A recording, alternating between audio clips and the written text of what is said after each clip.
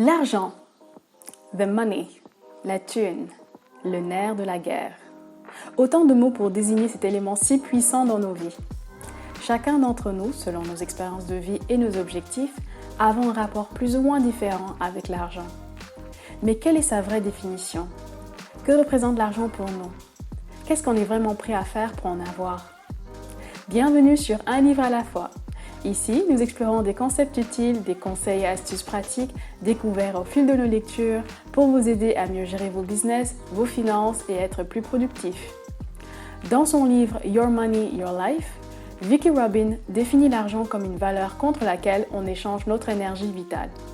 En d'autres termes, on vend notre temps contre de l'argent. Time is money. Le temps, c'est de l'argent, dit-on. Mais alors, comment bien valoriser notre temps et améliorer notre rapport avec l'argent afin de gagner notre indépendance financière? 9 étapes sont proposées dans le livre, mais je les ai combinées en 8 étapes très simples. Étape numéro 1, évalue tes gains passés. Évaluer ses revenus totaux depuis qu'on a commencé à travailler, c'est-à-dire du premier centime gagné jusqu'au dernier virement, semble être un exercice assez difficile, voire impossible pour certains. Mais cela peut se révéler très intéressant pour savoir combien on a gagné au cours de sa vie et connaître sa valeur nette. Pour cela, il suffit de lister tout ce qu'on possède, biens matériels et immatériels, mais aussi tout ce qu'on doit. Étape numéro 2, mesure la valeur actuelle de ton temps.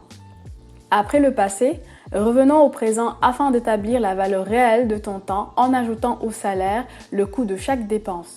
Par exemple, si je gagne 5 000 € par mois en salaire brut pour 40 heures de travail par semaine, soit 80 heures par mois, et que je dépense en moyenne 1 000 € par mois pour toutes les activités liées au boulot, cela me donne alors mon vrai taux horaire qui est de 4 000 divisé par 80, soit 50 € par heure. La formule est assez simpliste, mais elle donne une très bonne idée de ce que peut valoir notre temps de travail. Dans ce cas-ci, chaque heure dépensée en travaillant sur un projet, en prenant un cours en ligne ou encore en regardant Netflix ou en surfant sur les réseaux sociaux me vaut 50 €. Cela fait un peu réfléchir, j'avoue, mais pas de drame. Il ne s'agit pas ici de faire une autocritique de la façon dont nous utilisons notre temps, mais surtout de nous faire prendre conscience de sa valeur. En plus, cette technique peut être bien utile pour les freelancers, les consultants ou les entrepreneurs afin de fixer leurs tarifs. Étape numéro 3, analyse tes dépenses. Maintenant que j'ai une idée de ce que vaut mon temps, il est important d'analyser mes dépenses pour chaque catégorie, que ce soit pour la nourriture, le transport, les enfants, la maison, les frais médicaux, les vacances, bref, pour tout. Traquer ces dépenses, soit avec un tableau Excel, une application ou tout simplement un petit carnet de notes, permet à la longue de mieux connaître ses tendances et de savoir qu'est-ce qui nous coûte réellement de l'argent afin de prendre des mesures correctives. Pour aller plus loin, on peut aussi répéter l'exercice de l'étape 2 en utilisant notre vrai taux horaire et de voir ce que vaut nos dépenses par rapport à notre temps. Étape numéro 4, pose-toi les bonnes questions. En analysant le tableau de mes dépenses, l'auteur recommande de se poser 3 questions pertinentes. Question numéro 1, est-ce que ces dépenses m'apportent de la satisfaction et me rendent plus épanouie par rapport au temps investi? Se poser cette question est aussi une façon d'être plus consciencieux par rapport à ses choix et peut vraiment aider à réduire ses dépenses. Question numéro 2, est-ce que cette dépense est alignée à mes valeurs? Il est important de faire preuve d'intégrité et de faire des choix alignés à ses valeurs, même si parfois nous pouvons avoir des réactions assez contradictoires. Question numéro 3, comment cette dépense changerait si je ne travaillais plus? Certains ont souvent tendance à augmenter leurs dépenses lorsque le revenu augmente. Si par exemple un poste de dépense pourrait être réduit, voire disparaître dans le cas où le revenu diminuerait, alors c'est une bonne indication sur son niveau d'importance dans notre vie. Étape numéro 5, visualise tes flux financiers.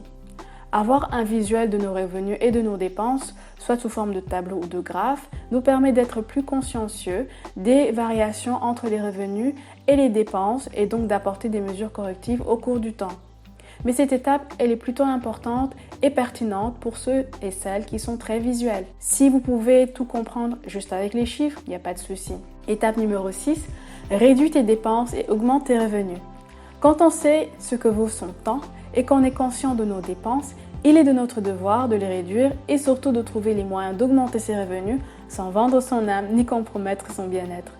Certaines astuces simples et pratiques peuvent être utilisées. comme par exemple éviter les dépenses superflues, profiter des réductions et des soldes, recycler les matériaux encore utilisables, acheter en seconde main, tester le fait maison, c'est-à-dire le do-it-yourself, et plein d'autres techniques. Tout est une question de créativité en fonction de ses ressources, mais surtout de sa motivation. Étape numéro 7, atteins ton seuil de rentabilité ou ton point de convergence. Une fois qu'on arrive à bien traquer ses flux financiers sur une certaine période et qu'on arrive à bien réduire ses dépenses tout en augmentant ses revenus, on va observer sur notre graphe un point où les deux se rejoignent. C'est le seuil de rentabilité en business ou encore ici, point de convergence.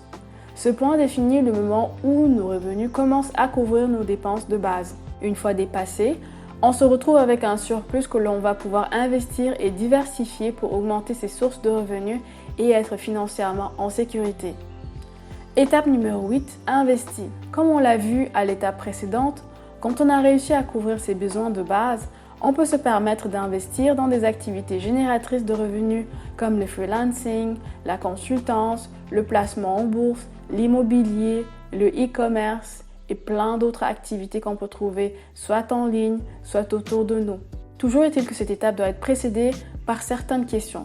D'une part, il faut une analyse sérieuse de ses ambitions. Pourquoi est-ce que je veux faire cet investissement donné et qu'est-ce que je souhaite gagner? Il faut aussi faire une évaluation de ses compétences et de ses connaissances dans le domaine afin de savoir où mettre les pieds. Ce serait vraiment dommage de prendre toutes ces économies, de confier ça à quelqu'un qui soi-disant est expert en immobilier et puis de tout perdre.